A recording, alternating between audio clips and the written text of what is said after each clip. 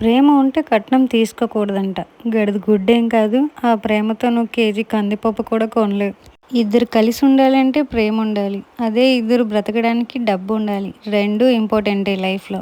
నేను last time పెట్టిన వీడియోలో కట్నం మీద ఎన్ని కామెంట్స్ వచ్చాయంటే, కట్నం తీసుకుంటే ప్రేమ లేదు, పెళ్ళికి అర్థం లేదు. ఓకే, మరి ఒక అమ్మాయి ఫ్యామిలీ నుంచి అబ్బాయికి జాబ్ ఉండాలి, ఓన్ హౌస్ ఉండాలి, ప్రాపర్టీస్ ఉండాలి అని ఎక్స్పెక్ట్ చేయొచ్చా? కట్నం తీసుకోవడం తప్పైతే అబ్బాయి బ్యాక్గ్రౌండ్ సపోర్టు ఎక్స్పెక్ట్ చేయడం కూడా తప్పే. ఒకటి గుర్తుపెట్టుకో, అబ్బాయి మంచివాడు, పోషించే శక్తి ఉన్నప్పుడు బ్యాక్గ్రౌండ్ సపోర్ట్ లేకపోయినా, అమ్మాయి మంచిది, ఫ్యామిలీ కట్నం ఇచ్చే స్టేజ్లో లేకపోయినా, అప్పుడు నువ్వు కట్నం గురించి ఎక్స్పెక్ట్ చేయకూడదు. అలా కాదని అమ్మాయిని ఓసీగా పంపించారే అనుకోండి, ఎవరితో ఎన్ని మాటలు పడాల్సి వస్తుంది, ఎన్ని ఫేస్ చేయాల్సి వస్తుందో తర్వాతే అర్థమవుతుంది.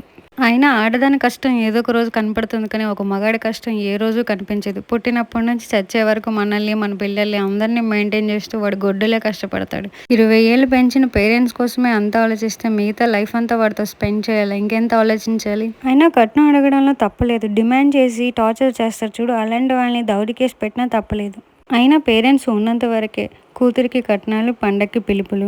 నాకు బ్రదర్స్ ఉన్నారు, సిస్టర్స్ ఉన్నారు అన్నావే అనుకో, వాళ్ళకి పెళ్ళయ్యే వరకు ఏదైనా, పెళ్ళయిన తర్వాత ఒకరు పెట్టే వాళ్ళు ఉంటారు, ఒకరు కొట్టే వాళ్ళు ఉంటారు. అయినా నువ్వు కట్నం తీసుకువెళ్ళడం గొప్ప కాదు, దాన్ని కరెక్ట్ వేలో యూస్ చేసుకుని నువ్వు సెక్యూర్గా ఉండడం తెలుసుకో. ఇప్పుడు కామెంట్ చేయండి, మీరెంత కట్నం తీసుకెళ్లారో, దాన్ని ఎలా సెక్యూర్ చేసుకున్నారో.